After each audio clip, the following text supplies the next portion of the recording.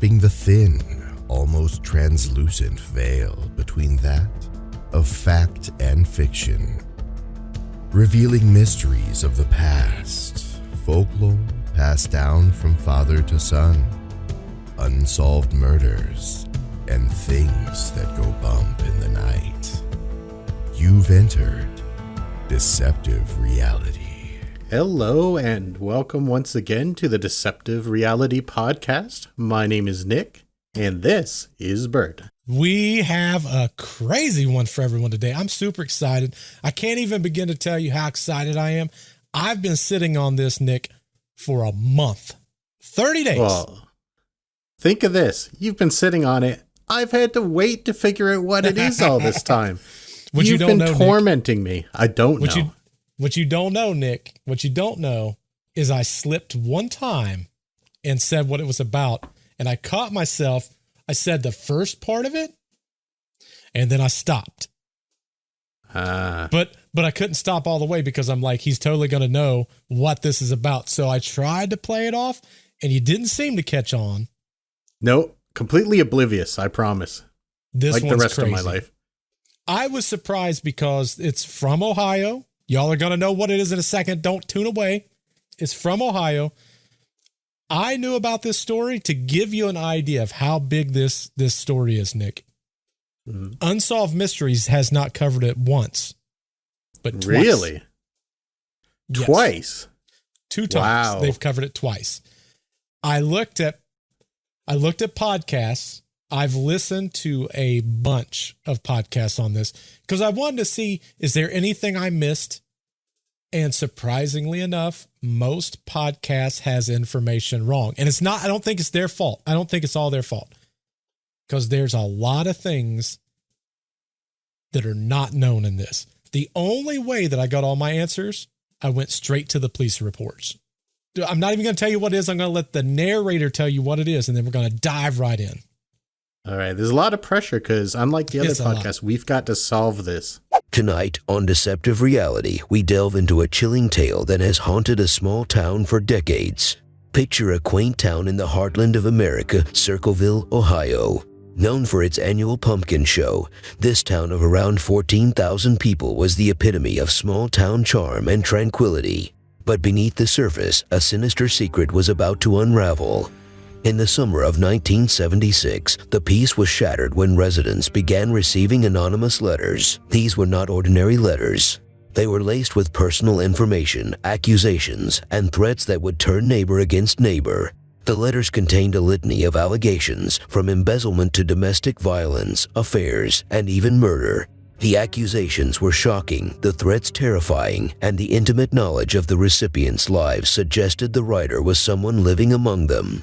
The tranquility of Circleville was forever tarnished. The town that once harbored little more than small-town gossip was now the epicenter of a mystery that would captivate the nation. The infamous Circleville letters had begun. Oh, yeah. Okay.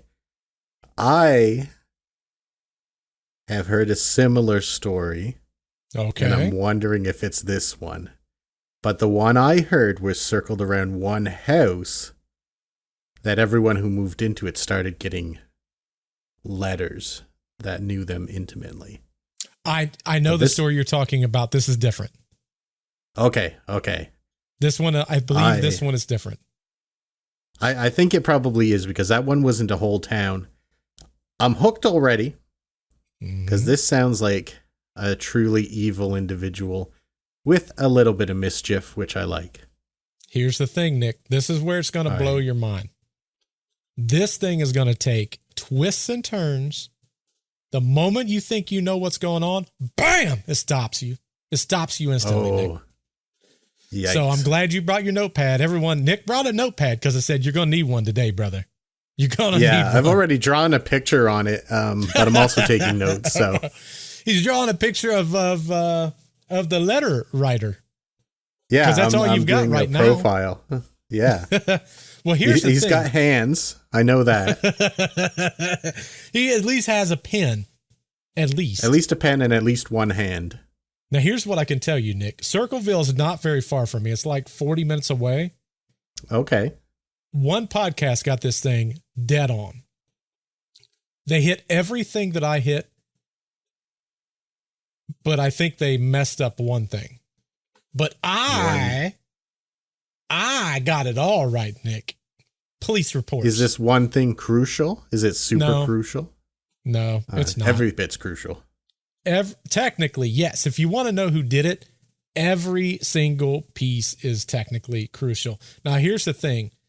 As this goes on, the way Unsolved Mysteries did this, they did it based on one person only, and I'm not following that same narrative all the way because I want the entire story to come out, if that makes sense.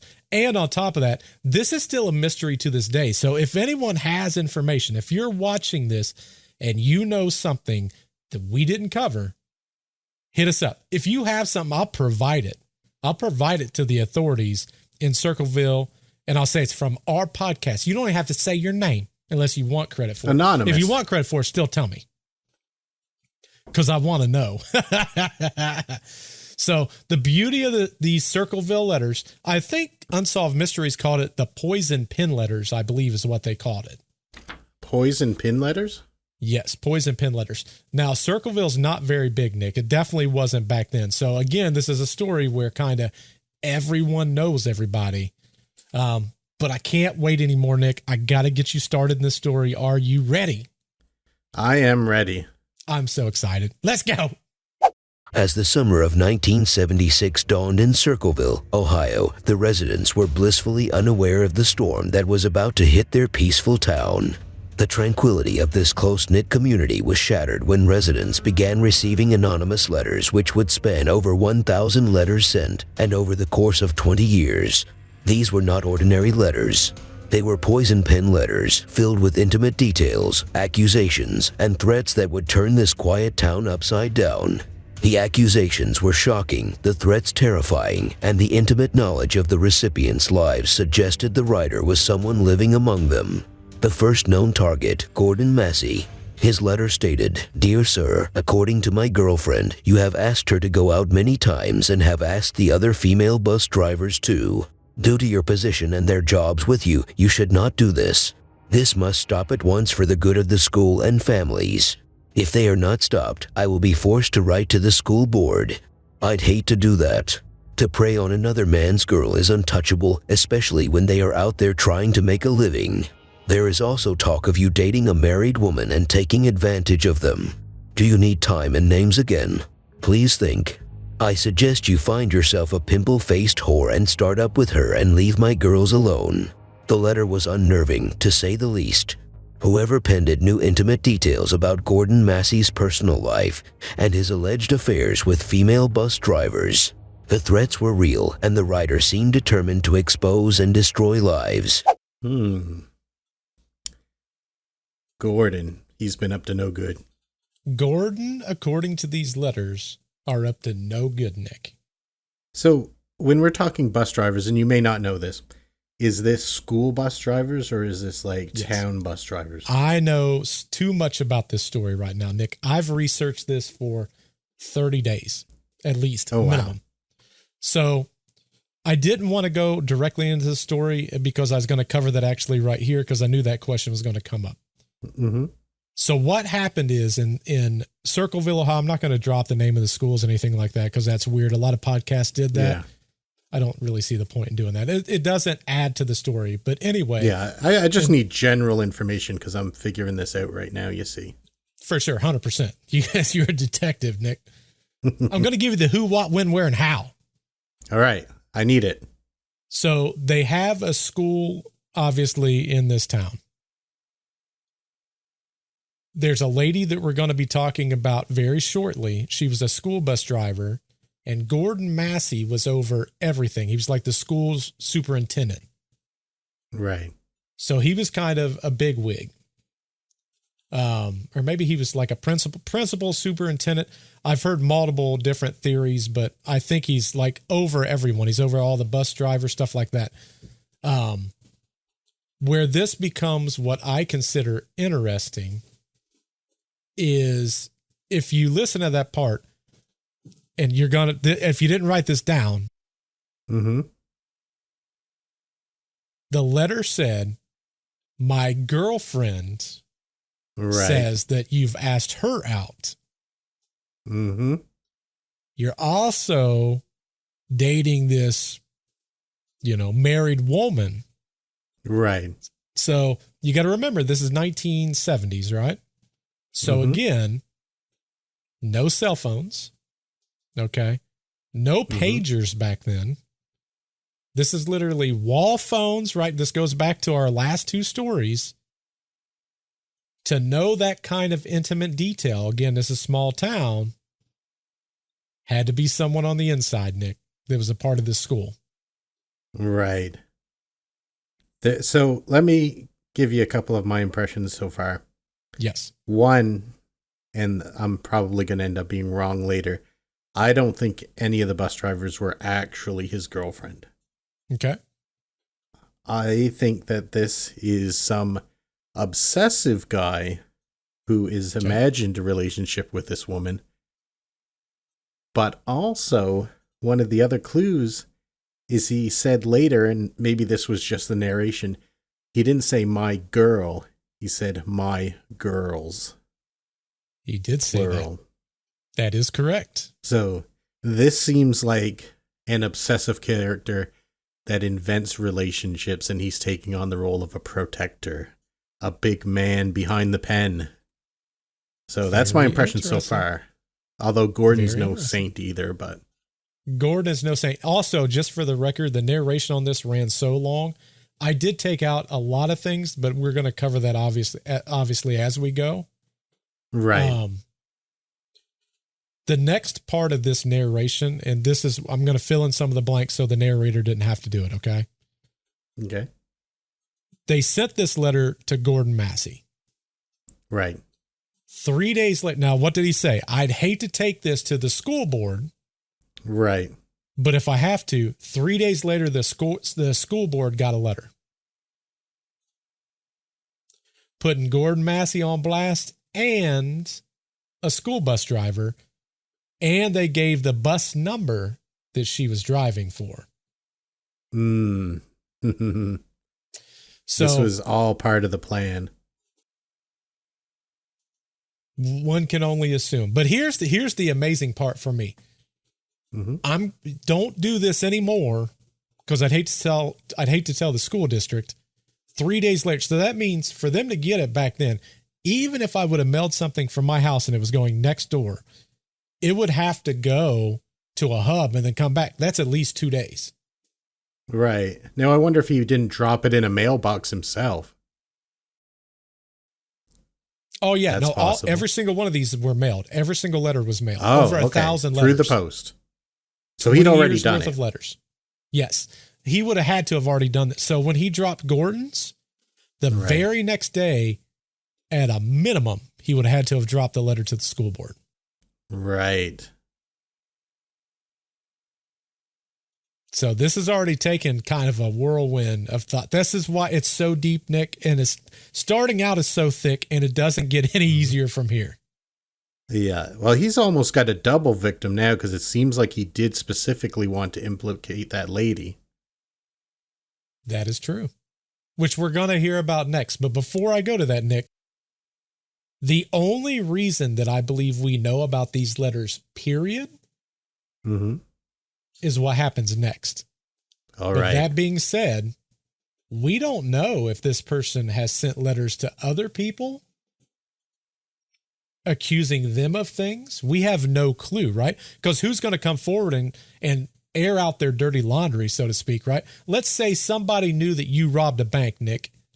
Right. And they sent you a letter. Would you go to the cops and go, listen, I got this letter anonymously from someone here in town, I'm assuming, that knows I robbed a bank? Yeah. Yeah. I don't think I'd do that. Or even something innocuous like my personal business. I'm still not going to, because it's like carrying a letter to the cops saying, yes, I did this untoward thing. This is proof. So. Because you got to remember, this is 1970s. Because it's a different time and era also, Nick. Like, having an affair nowadays is not great. Having an affair back then, way worse. Oh, yeah. Way Earth-shattering. earth-shattering. I mean, that's splitting up families. That's destroying careers. Like if someone found out you had an affair back then, good luck finding a job. And this is a small town, Nick. Oh, yeah. You got to move. So if they have this kind of information on these two people, we don't know what letters they sent. And I doubt there would be anyone coming forward going, you know what? I got this letter, only because of these next few series of events that we even found out about this story. Yeah, maybe we only know about like 10% or 5% even. Well, between these two subjects, right? The Massey and then the next person we're about to cover, over 1,000 letters was sent just based on those two. Oh, wow. Okay, that's all right. Yeah, bring it on. I need more. Here you go, Nick. The case of the Circleville letters continued to escalate, affecting more lives as the sinister writer extended their reach. The peace and trust within the community shattered as neighbors turned suspicious eyes on one another. In the crosshairs of this anonymous tormentor was a school bus driver named Mary Gillespie. One day, Mary went out to her mailbox. Inside, she found an envelope with no return address. She opened it to find a letter written in distinct handwriting. The letter was anonymous, but its message was clear and threatening. Mrs. Gillespie, stay away from Massey. I've been observing your house and I know you have children. This is no joke. Please take it seriously. Everyone concerned has been notified. It will be over soon. The letter was referring to Gordon Massey, the school superintendent, with whom Mary was accused of having an affair. The letter was a clear warning to Mary, indicating that the writer was observing her and knew about her personal life, including her children. The letter also suggested that others had been informed about the alleged affair, adding an element of public shame and humiliation to the threat. So on your screen, I've put the actual letter. This is the actual letter. Well, it's not the actual letter. It's a copy of the exact letter that was sent to Mary. What's your first thoughts? When you look at it, forget everything that the narrator just said. Look at the letter and tell me what's the first thing you think. The very first thing I think? Very first thing you think. Well, let me test something first.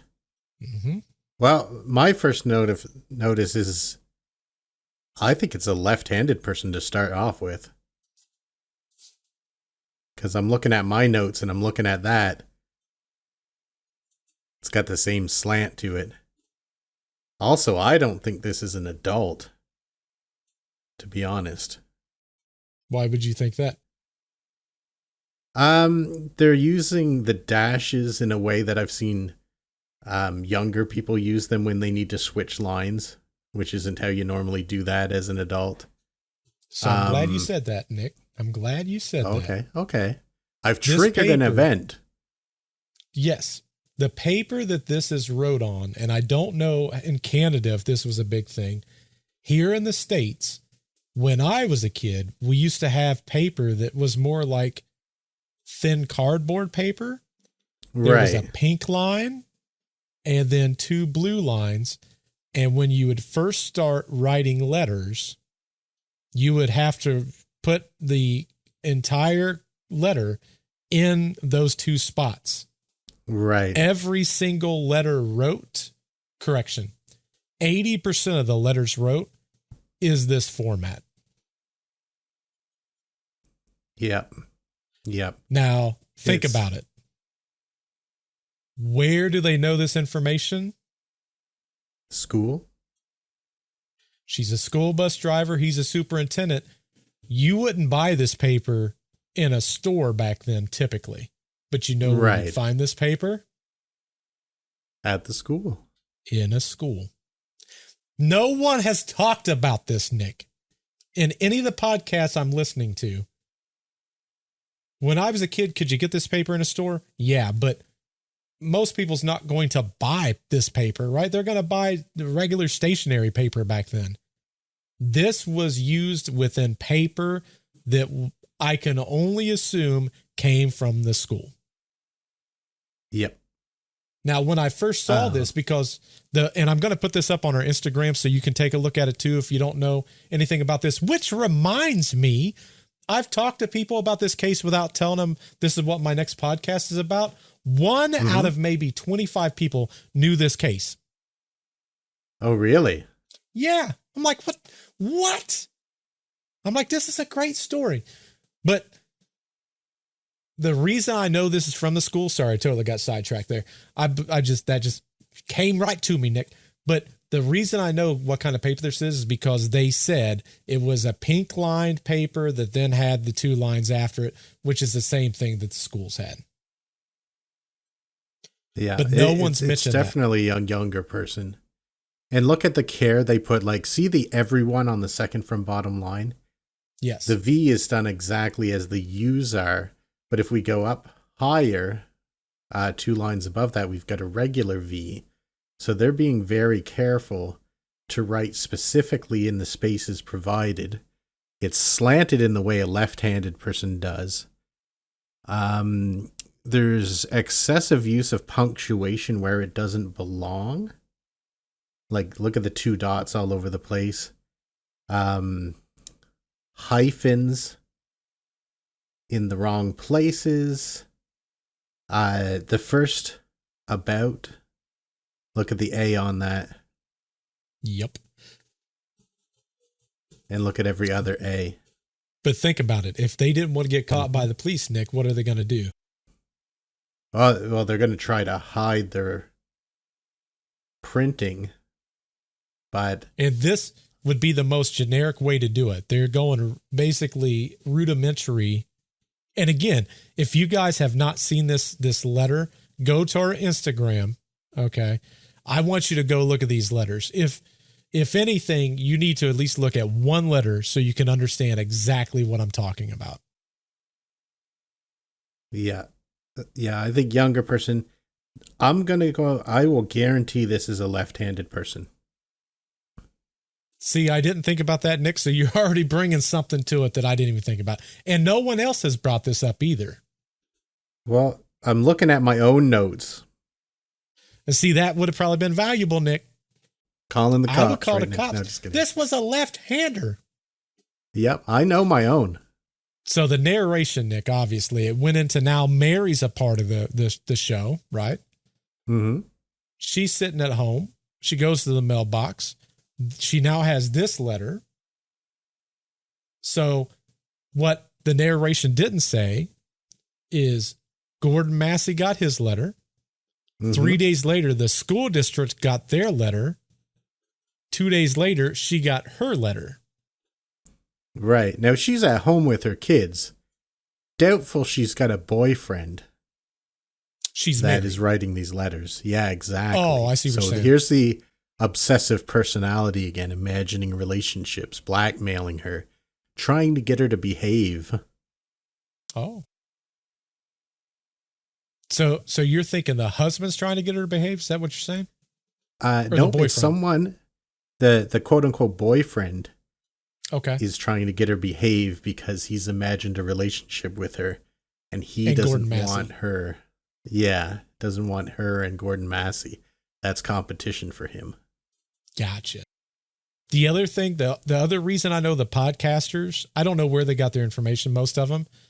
Mm-hmm. The reason that I know that they did not watch the Unsolved Mysteries, which why did you not watch the Unsolved Mysteries, right? Right. CBS did this. 48 Hours did this show. The lady's name is Mary Gillespie. Okay. They kept calling her Mary Gillespie. Gillespie. Because it's spelled. That's funny. It's spelled, if you look, Gillispie, but it's Mary Gillespie, in which it was correct in CBS and Unsolved Mysteries and all those. So I guessed from the narration because I've seen similar names before. I put Gillespie. Is that you were close? Did I put too many L's? It's Gillispie. Oh yeah, that's what you put. An E I had an I. E. Oh darn, Yep. So close. You were so close. So close. Right. But also in the letter, obviously it says, stay away from Massey. Don't lie when questioned about meeting him. So now it makes me wonder, well, how do you know she's lying about meeting him? And who did she talk to about meeting him? Right. And wouldn't it be natural for a bus driver to meet the principal or superintendent sometimes, or are we supposed to take a double meaning from this? Well, and I find it funny. I know where you live. No joke. You sent me a letter. I mean, Yeah. you clearly know where I live. I've been Must observing have a your little house. idea. Oh, for sure. But here's the creepy part. I've been observing your house and know you have children. As a parent, could you imagine how terrifying that would be? The fact that they mention it alone is a bit of a threat in itself. Correct. In my opinion. Every one of these is threats because Right. even Ron, right? He's like, I don't want to go to the superintendent. Again, even as a guy, you're having an affair, especially with an employee in your own school, you're done. Like your career is done. Oh, especially But at a school. They take that so seriously. Oh, yeah. Absolutely. But the interesting thing is she didn't come right out and tell her husband right away.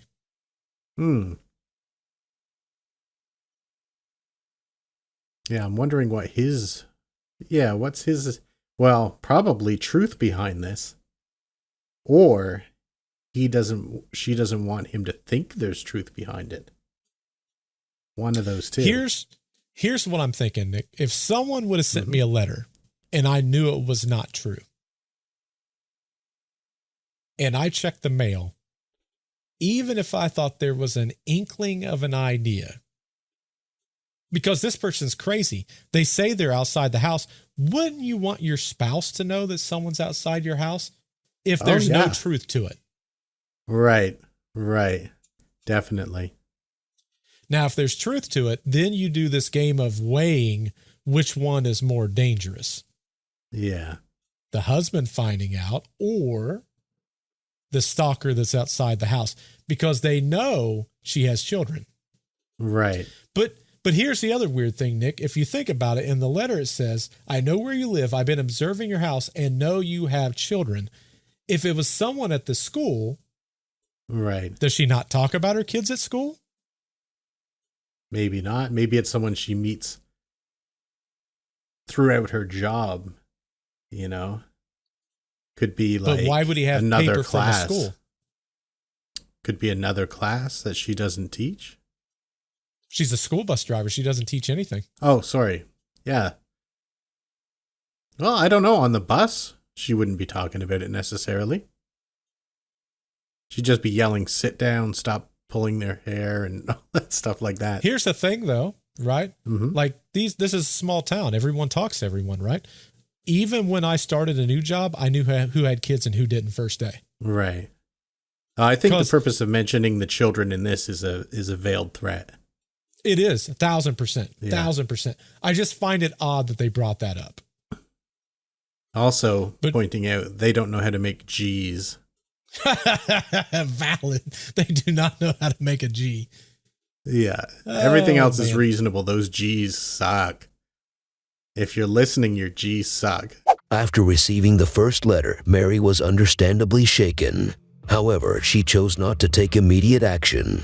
The letter was unsigned, there were no witnesses to any affair, and she didn't know who could be sending them. So she decided to ignore it. But as the letters continued to arrive, each one more threatening than the last, Mary could no longer ignore them. She shared them with her husband, Ron Gillespie. Together, they tried to figure out who might be behind these disturbing messages. They even had a suspect in mind, a man from the school bus depot where Mary worked. This man had previously shown an interest in Mary, which she had not reciprocated. Mary and Ron began to suspect that they were being written by David Longberry, a fellow bus driver who worked with Mary. David had reportedly made an unwanted advance towards Mary, which she had rejected. Given the intimate knowledge the letter writer seemed to have about Mary's life and the personal nature of the accusations, they believed that David might be the one sending the letters out of spite or jealousy. In an attempt to put an end to the letters, Ron wrote to David, telling him they knew he was the letter writer and asking him to stop. For a while, it seemed like their problem was solved. Nick. All now, right. here's the thing. This narration, I went with what I know for sure. Right. Right. All these narrations I do right down the center of what's known. There is multiple stories that the only reason that Mary told Ron was because Ron got his own letter. Right. But we don't have that. I can't prove that. I don't have that letter. But multiple stories said the way that it happened, she got her letter. She didn't tell anyone, which I find it odd. If she's the only thing I can think is, dang it, I should have looked this up. I don't know when this letter came. So if school would have been out, why wouldn't she go to Gordon and say, hey, Gordon, I got this letter, because supposedly if that's who they're saying she's having an affair with, wouldn't she eat, whether it's true or not, wouldn't she at least go to him and go, hey, I got this weird letter. Have you gotten anything? Yeah, I sure would. Like, even if it's not true. Correct. Like, but the rumor is Ron got his letter 2 days after the first letter went to Mary. And it said, I don't want to do this, but I think it's only fair that your wife, or that your wife is having an affair with a man named Gordon. And Gordon is the superintendent or principal or whatever he was at the school. Just thought that you should know. And supposedly, Ron went back to Mary and was like, what is going on here? I just got this letter. And then she confessed to having the other letters. Right. Because at this point, she technically had two. She had this one, and another letter came the next day. Oh, so these were, again, posted one after each other. This guy's not even waiting for reactions. Even waiting. They're literally going back to back to back. Yes. Yeah, he's got a plan in motion. That's what it seems. He does have a plan in motion. Now, interesting, above and beyond that, Nick, I hate to cut you off, sorry. No, that's all right. These letters are coming back to back. Let's say the other part's not true about Gordon getting his letter, whatever. She divulged that information to him. They came up with this concept of, hey, I bet I know who it is. It's David. What do? Instead of confronting him face to face, they send him a letter, Nick. Right. Which, in a small town, especially at that time, that seems a little odd in and of itself, doesn't it? It seems very odd. Like, if someone said, hey, your wife is doing X, Y, and Z, or my wife came to me and said, hey, this isn't true. I have these letters. Okay. Right. Someone wrote it to me, but I think it's David. I'm driving to David's house like, hey, bro, what are you doing? Exactly. This is the 70s. Confrontation in the 70s was happening all the time, Nick. Oh, they loved that stuff. They loved it. Every movie was a tough guy. It blows my mind that they're doing the thing and they don't even know for sure it's him. Right. But the letters did stop. Well, now, before we go on to that part, I can think of one reason, if I was Ron and Mary, why I'd want to send a letter to David. I want to hear it, Nick. I want him to send me one back in response. Hear his story, and then look at the writing and see if I can make any kind of comparisons. But they're all this blocky style. Yeah. Every letter so far has been this blocky style. What's the letter come back on? Is it this paper? But yes, you can tell a lot from the blocky style too, though. A ton of these letters was done on this paper. Right. Now, that being said, and it's not really covered by narration, he also wrote it on Christmas cards. Oh, okay. Other little posty kind of like the mail tab things. He's wrote on the back of those and sent those postcards. So it's not all just this letter type. But there was a Right. balk in the beginning of these letters like that. Okay. And I know you're not going to know this. David, left-handed? I do not know. I wish that this would have been addressed differently based on that question, Right. because it would have opened up a few things that I think would have answered some questions. And because I didn't think of that, I kind of want to go back and see if anyone else has came up with that concept and idea. I can tell you nowhere in the podcast that you're the first person, Nick, that's brought I that up. am the first. And you're right. Great detective. You are right. That is 100% dead on, because I'm I like didn't Batman, even you know? see that. You kind of are like Batman.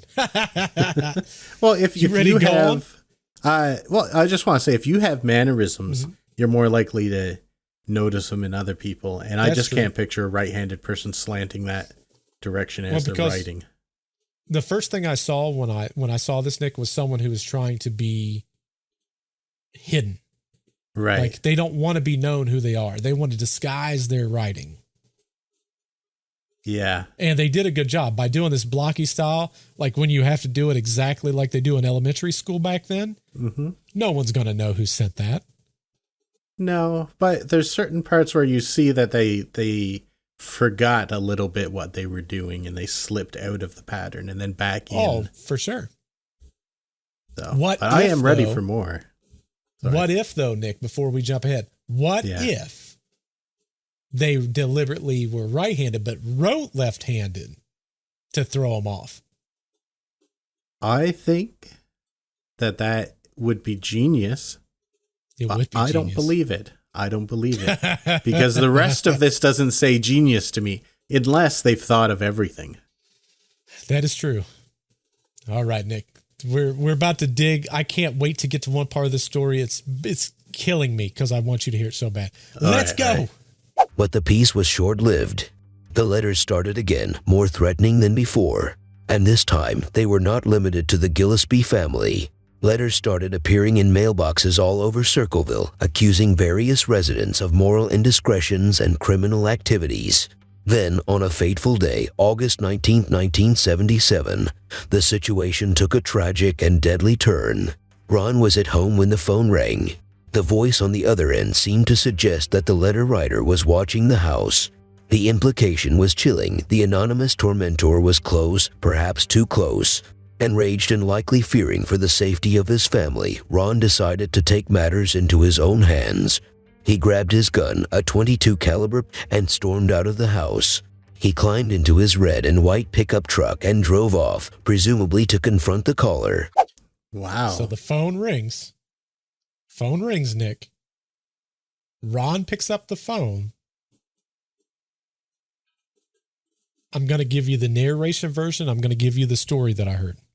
All right. Narration is presumed that he knows who the letter writer is. They give enough of an indication. But here's what's weird. The person on the other end of the phone line had to have said who it was, because the kids that's in the house, Mary wasn't there. Mary was on a business trip in another city with guess who? Please don't say Gordon. Gordon was also there at that trip. Mary. You got to be kidding me, Mary. Here's the my thing. God. Let's before we advance on.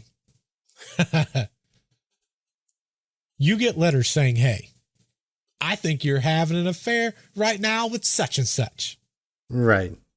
Do you then go to an event away from home for multiple days with said person? No. No. Ain't way. I wouldn't want to be talking to them on a corner of a street. No. Nope, I Like- would not want to be caught dead. But also, what kind of guy is Ron? Ron's like, I believe you. Yeah, just go ahead and have this soiree in this other city, another state. It's fine. It's fine. But the kids are that at doesn't home. make sense. Oh, no. No. I left that part out of the narration because it doesn't really fit where we're going. But Mary Right. was not at home. She was on a business trip. The kids are at home. I think there's multiple kids, and I think the youngest one is like either preteen or right at teen. They're young. Okay. Ron, according to the kids, said, "Who is this?" Which means he did not know who the caller originally was. Right. The caller would have had to have said, "I'm such and such," and either said he's watching the house right then and there, something of that equivalent. But again, you got to remember, there's no cell phones. Right. Well, if he's watching the house, why'd the guy jump in his pickup truck? To go confront the guy. Well, if he's watching the house, he should just run over. Right? But that's the thing. No cell phones. That means the guy had left the house Oh, and went to I a thought he was... payphone at a minimum. Right. So or my across guess the is, street or something. well, and I'm speculating this part, Nick, because I don't know. Yeah. I'm speculating. Hey, Ron, what's your such and such wife doing out of town with Gordon, huh? You letting her do that kind of thing, Ron? You are such a wimp, Ron. Listen, I've been watching your house. It's just you and the kids. You missed your mom now. Like, I can only assume that's what's going on. And then Ron's like, "Who's this?" And he goes, "This is such and such. And I've been watching your house. Where you at, big boy? Where you at?" I'm putting the big boy part in because I don't think they said that kind of stuff back then. That's what I would say. And he goes, because think, it's Circleville. There's not a lot of places. There's not a lot of places. There's got to be only, I bet there wasn't 4 or 5 probably toll booths back then. Right. So my assumption is he probably heard something that indicated where this person was. He went and got his gun, and now he's going to go confront him. Well, here's another thing to think about. It must have got him real riled up because the guy's like, "I'm watching your house. Your wife's away. He just sped off in his truck. His kids are there." Correct. Like, that guy could run back to the house and kidnap the children. Like, he's not thinking. He must have been wild. Thinking. Well, I mean, at this point, I forget how many letters they said they assumed that they got, because for a while they was getting letters. Right. And was throwing them away. They wouldn't even open the letters. Huh. I wonder if he just assumed it was David and just went to confront him right directly. Because it stopped for a while the first time they did. And then when they started back again, they became more aggressive. Right. But in addition to that, now we have proof that other people in the town also are now getting letters. But not just letters about them. They're saying other things that's going on that is scandalous in town. So now that's opened up a little bit. And now that's become a thing.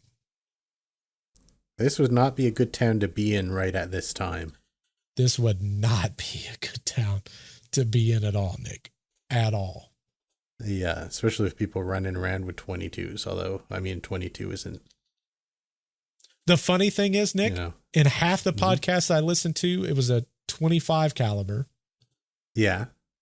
The police report, I can tell you, is a 22 caliber, and you're going to know why in the next segment. Later that day, a passerby came across a horrifying scene. I will be speaking with facts based on the police report only here. Ron's truck had crashed into a tree. Inside, Ron was found dead, partially ejected from the truck. Under his body, they found a Harrington and Richardson 22 caliber Model 900 revolver, which had 8 live rounds and 1 spent round. Inside the truck, they found 1 box of 22 caliber Winchester Western Wild ammo. The details surrounding Ron's death were murky at best. The sheriff ruled it an accident, suggesting that Ron had lost control of his truck and crashed while trying to fire the gun. But many in the town, including the Gillespie family, found this explanation hard to swallow. They believed Ron had been murdered. The lack of clarity and details surrounding the circumstances of Ron's death only added to the mystery and speculation surrounding the case. Was it an accident, as the sheriff claimed, or was there more to the story? Ron's truck was reportedly sent to a junkyard and crushed just days after the incident. This rapid disposal of the vehicle raised suspicions among some individuals as it potentially eliminated crucial evidence that could have been examined to gather more information about the circumstances surrounding his death. The quick disposal of the truck added to the air of mystery and conspiracy surrounding the case. That's a crime scene. Come on. It is a crime scene. They're hurting my soul here. They're hurting my soul. The part that drives me crazy, and I did not add this to the narration, Nick. When they found Ron's body, it was partially ejected from the vehicle. He was not wearing a seatbelt. Okay. They took him to the hospital, where obviously he was pronounced dead. His blood alcohol level was over the legal limit. Really? But here's the weird thing. Mm-hmm. His family said he didn't drink. Interesting. And his kids said he was not drinking that night when he left the house. They found his truck literally like a couple hours after he left. Right. So that's not enough time for that. Correct. If you're drinking, it's got to get into your blood to get over a legal limit. That's not going to happen in the time that it takes him to drive. His truck went off the road 12 foot from the road and hit a tree. Really? So he went off the road, and he lived there. This was his home. Right. This was his city. He's drove these roads thousands of times. The police said they think he was going off the road trying to shoot at somebody. This is a revolver. Right. There's one spent bullet, but by spent, what they mean is the bullet was fired, but the round stays in the gun. It's a revolver. Yeah, just the casing. Here's what annoys me. If you are a small town and you're going, this is my narrative, what are you going to do? What would you do, Nick? Like if I had heard this and this is what? No, let's say you're the sheriff that's coming out. Right. And they said, okay. They said, hey, there's one round missing out of this gun. He had to have been shooting at someone and went off the road. What are you doing? I'm looking for, where the bullet hit. I'm looking for return bullets in the vehicle, like. So for the record, they did not find any holes in the truck, in or out. Okay.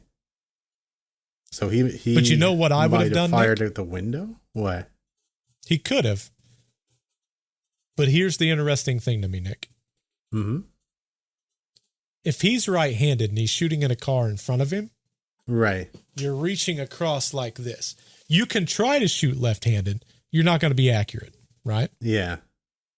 There's only one spent shell or one spent bullet. We don't know when that bullet was spent. True. Let's say he was shooting at something in the yard last year. Mm-hmm. He could have fired. You don't have to take that round out then and there. No. And people did keep guns loaded back then quite frequently. Oh, for sure. For sure. What they should have done was a powder residue on his hand. Yeah. Yeah, I was thinking that when they you were did talking. not do that. So they didn't even bother with that. They didn't even bother with it, Nick. That's not a new technology. They had that at that time, I'm pretty sure. Correct. They've had that since the 50s that I know of. Right. In addition to that, they found the gun underneath his body, which means he was either holding it, right, or it was planted underneath him. Because here's the thing, he was partially ejected, Nick. Here's what I find weird. He hit the tree with enough force to partially eject himself. Right. Which means carry the truck gun was with going. him. Correct. Let's say he didn't have it in his hand. Let's just say he had it near him. Right. A truck's going to go from however fast he was going to 0. That's how you get ejected. Yep. Why would the gun be underneath him? Right. Unless he carefully held on to it, cradled underneath of him, flew out the window, clutched that gun, slid on the ground, clutching, protecting that precious gun. He was still in the truck.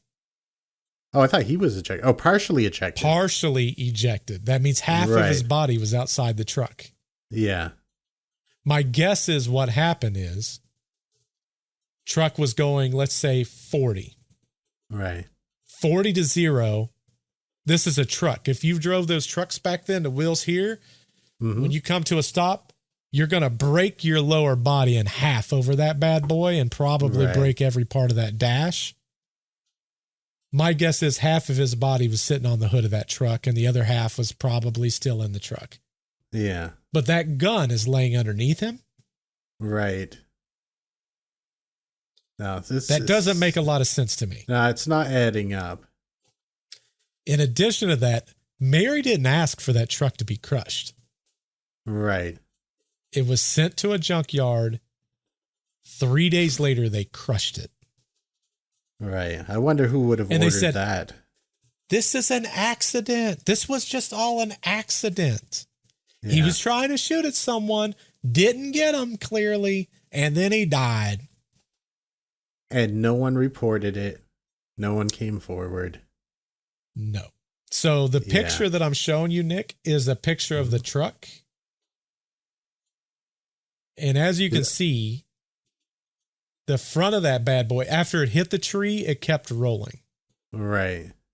For X amount of feet. Yeah. But the top of that truck is smashed. Yep. So a lot of people's probably going to say, where'd you get this information from?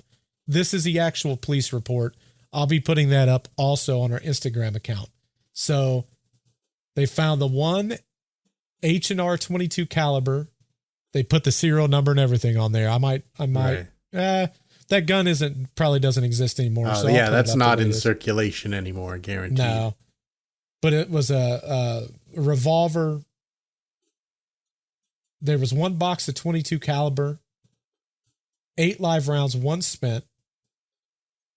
And then also it's all got all the information. If you look, you know what? They did this at 2:51 p.m. Right. But they listed it as a fatal accident. They're not saying it was anything other than the accident. This is actually, and for those of you that's listening, you'll have to kind of listen to our narration here. There's a print off showing again, based out of 5 points. It shows Ronald Gillespie. It shows he was on a route. As you can see, there was a curve. These X's is a fence. Okay. So one is the tree that it impacted, and then it kind of glanced off and kept going. All right. So again, there's nothing that necessarily strikes me weird. But then as we go a little bit further down, Nick, here it's going to show the impacts of where the vehicle was. It was a fatal accident. It's going to show that there's no other rhyme or reason, but it's also going to show his blood alcohol level 0.16 right here. So what's that comparable to? I think that's like here. I think it's like 0.0 something.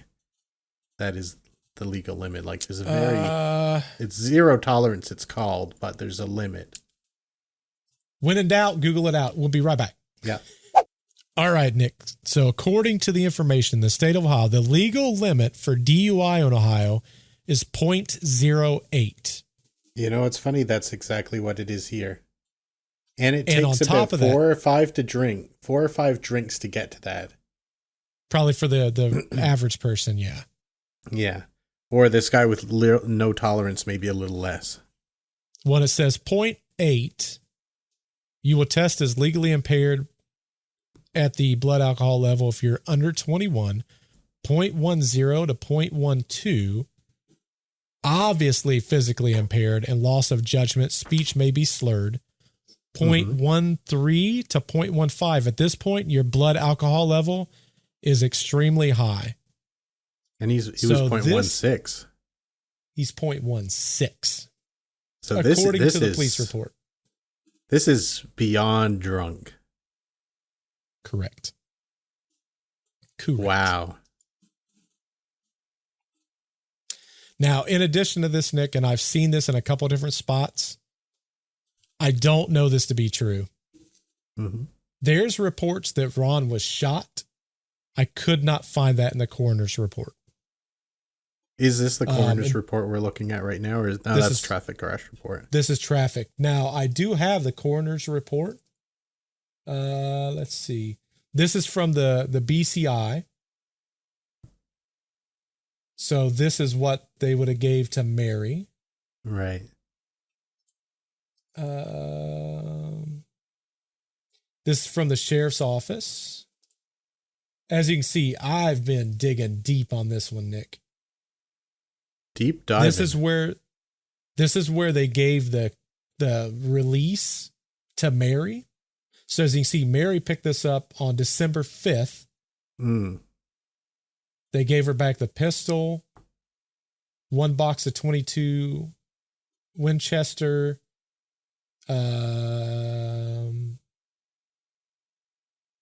know what I didn't see that they gave her back?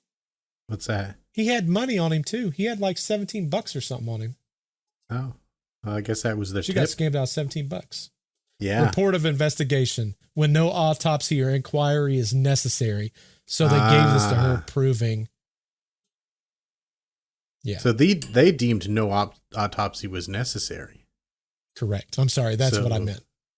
Yeah. So they didn't check really much of anything. No. Which is very interesting, Nick. You got these letters happening. Mm-hmm. He goes to find it. His body's halfway out the truck. Guns underneath him. He's partially ejected. You're telling me those guns back then are so heavy. Guns nowadays, Nick, are super heavy. Right. You're going to tell me that that's not going to fly out of that vehicle if it was sitting on his waist. And this is me speculating. If it's sitting on his waist, that would have been below the steering wheel. If he would have slammed into something and went forward, that gun, I would assume, would hit underneath by his feet. Yeah. Not up and over with him.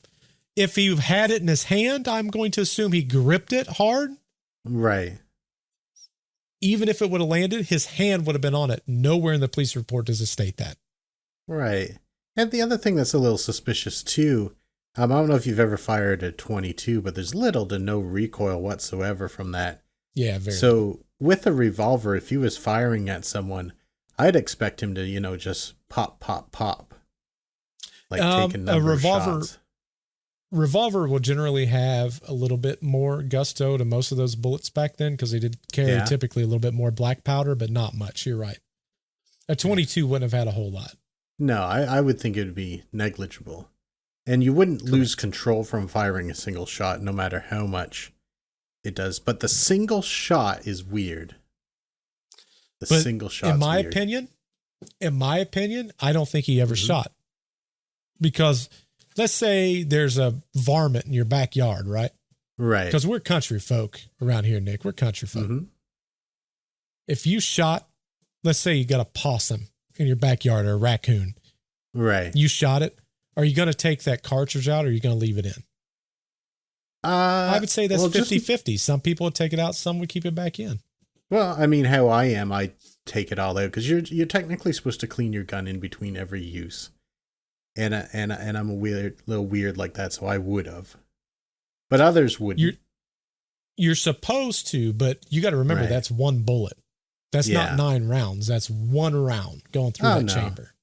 I just have my ritual that I have to do. That's how we were taught it. This is what I got to do. Yeah, you got to take care of your guns. But I know a lot of people wouldn't. Listen, boys and girls, if you learned one thing today, take good care of your gun. Yeah. Well, if he had, we wouldn't be wondering about that right now, would we? Valid. The other thing I don't understand, Nick. The other thing I don't understand. And again, I'm going to pop up This is basically what the town of Circleville looked like in 1970s. Wow. It's an apt name. So, yeah, there's literally, I mean, it's a big old circle, Nick. But if you look, there's not a whole lot in Circleville, Ohio. No. There's not a whole lot. There sure isn't. So again, if he's going to confront somebody, he's drove these roads 1,000 times. Tens of thousands, probably. Yeah. Decides that's the night he's going to drink, and he's going to do it in record Olympian timing. The best that I heard somebody say is that he did drink on occasion, but he would never get drunk. But again, even if that's the case, he's at home with his kids. Only him with the kids. Yeah. He's not going to be drinking at home. No. It makes no sense. And he wouldn't leave the house with the kids there and go like on a kegger with his gun. He had a destination in mind, and he was going to go there and scare someone or what have you. Like, I don't picture him taking a detour, going to the bar or the liquor commission or whatever you have, slamming back 6 to 8 drinks, getting back on the road and crashing just like that. No. There's more to the story. I don't know what it is, Nick. At this point, I don't know what it is, but there's more to the story based on what it is. And the sad part is we'll never know, because here's the thing. Who's to say there wasn't a bullet hole in that truck, but it was crushed 3 days later and no one could get any kind of proof of it? So if you're listening, you can't see this, but Bert's put a bunch of envelopes up on the screen. And I want to point out that they're still sloped left-handed style, every one of them. That is true. And again, if you're not following us on Instagram, you got to go check out our Instagram. I'm going to put all this up on our Instagram, all the letters, the photos, the non-autopsy, the police reports. I'm going to put that all on. Because again, if you don't know this story, we haven't even got to the crazy stuff yet, Nick. This is already crazy. I've got so many theories and questions in my mind, but I'm going to let you continue here. While the Circleville letters case primarily revolves around the anonymous threatening letters and the ensuing events, there have been some conspiracy theories linked to the death of Ron. Here are a couple of conspiracy theories related to Ron's death. Some theories suggest that he might have been murdered in connection to the letter-writing campaign or due to personal reasons. These theories often question the circumstances surrounding the crash and raise doubts about the official explanation. Another theory speculates that the person behind the Circleville letters might have been involved in Ron's death. This theory suggests that the letter writer might have had a personal vendetta against Ron and orchestrated his death in a way that would appear to be an accident. Similar to the conspiracy theories surrounding the Circleville police, there are theories that suggest authorities might have covered up certain aspects of Ron's death. These theories raise questions about the investigation, the handling of evidence, and any potential motives for concealing the truth. Some theories propose that Ron might have been getting too close to uncovering the identity of the letter writer. According to this theory, he might have inadvertently stumbled upon important information that led to his death as an act of retaliation. Ron's death occurred during a period of high tension and fear in Circleville due to the letters. Some theories speculate that his death might have been linked to local feuds or conflicts that were exacerbated by the ongoing letter-writing campaign. So I didn't want to give you the other theories, Nick, until we discussed our theories on this. Right. Which I think we circled around. The first theory and the second theory seem to be identical to me. Very close, yes. But what I want to ask you, because I've really got no idea about this. This is where I'm having a hard time making a connection. Who would have been powerful enough to initiate a cover-up and has been introduced to us so far? Nobody. So, and maybe this is coming up, but why would they want to? If there are people covering it up, what's their motivation? That's the thing, Nick. At this point, now obviously the narration's going piece by piece. At this point in time, though, everyone in Circleville is getting letters, darn near. Right. But they're getting letters about Mary. They're getting letters about Ron. They're getting letters about Gordon. They're getting letters about themselves. They're getting letters about their companies. They're getting letters about other conspiracies of what's going on in the town. The only logical thing that I can think, the police get this situation that occurs. They now know about these letters, obviously. Right. If I'm the police and I go, what they wanted to do was to stop. They wanted to stop this potential affair between Gordon and Mary. Right. Ron died. We don't know how he specifically died. Let's just end it here. Right. The other reason that I stopped it here is because it's going to take another turn here in a minute, Nick. I wanted it to cover the conspiracies. Right. In the narration, I did not include that at this point, after Ron has died, he's passed away, everything's happened, Mary admits to having an affair with Gordon, but she said, not when the letters happen, after the letters happen, and because her and Gordon got so close, and now Ron's out of the picture, she was having an affair then. Right. I'm going to watch my words, and I'm going to say bullcrap. Bullcrap. There's no way, That's the and crazy you part. cannot convince me of that. I'll use an old-timey word, cockamamie story. Cockamamie stories. That is impossible to believe.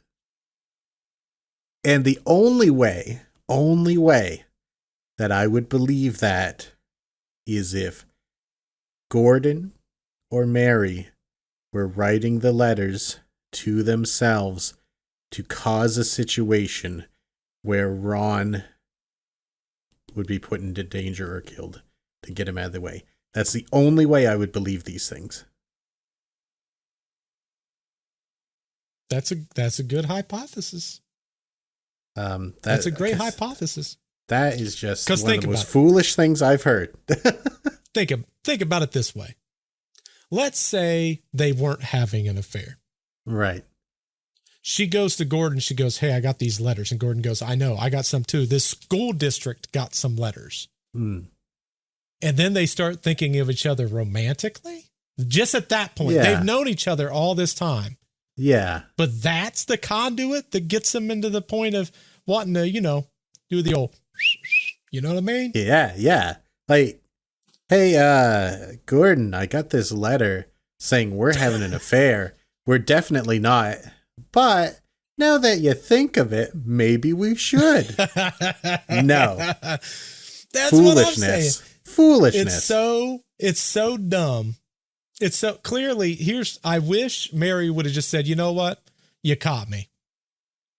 But what Mary, supposedly the reason that Mary said this was because she was like, maybe if we just admit that now we're technically having an affair, the letter writer will leave us alone. Seems unlikely. But if I'm the letter writer, I'm now going to be ticked off because I'm like, do you think I'm stupid? Yeah. Just the same way me and you looked at each other and was like, really? Yeah. Come on. Really? Come on, Mary. Come on, Gordon. If we hadn't just talked about Ron perishing, I might have said, that is the most trusting, innocent, precious child that ever lived to believe any of this stuff. Correct. Like, At best, you're going to be questioning everything. And here's the thing. If I'm Ron, and my wife is out of town with Gordon, and I'm having second thoughts, and there is some liquor at the house, am I drinking? Maybe at the house. That's what I'm saying. There's so many left turns. I know. But also, I can't believe that it just so happened to be at the annual bus driver and superintendent ball going on in another city. I know. Because I know those have got to be a thing. The superintendents get together and meet with the bus drivers every year for a long weekend in Vegas.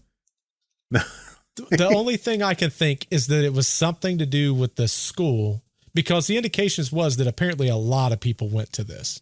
Right. But that doesn't mean that two people didn't share a hotel room. Right. Or it was some unrelated event and they just went. Could be too. Or there's no event at all. She was definitely out of town.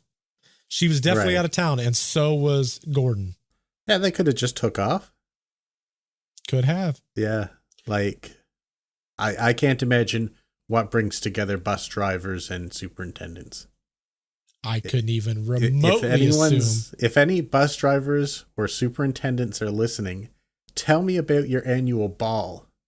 Yeah, you got a gala? Attend together. One of balls and galas? Yeah. Like a special event?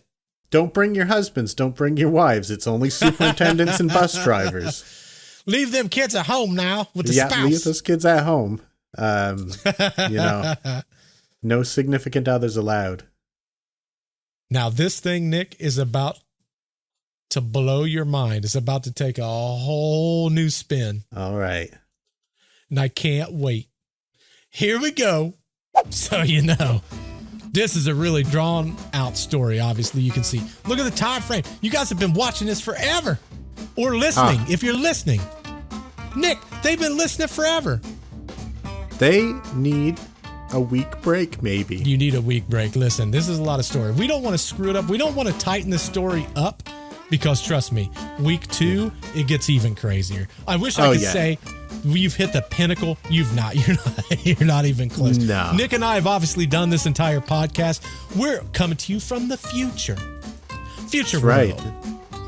But that said, we're going to continue the story in week 2. There's a lot more to it. Thank you so much for stopping by this week. Listen, it's because of all of you viewers and listeners out there. You've truly made this podcast for me anyway. I can't speak for Nick. For me, an amazing experience, and I can't thank you enough for that. Oh, yeah, me too. We will see you definitely week 2, but you got to see week 2. It's even better. But until then, goodbye. Bye.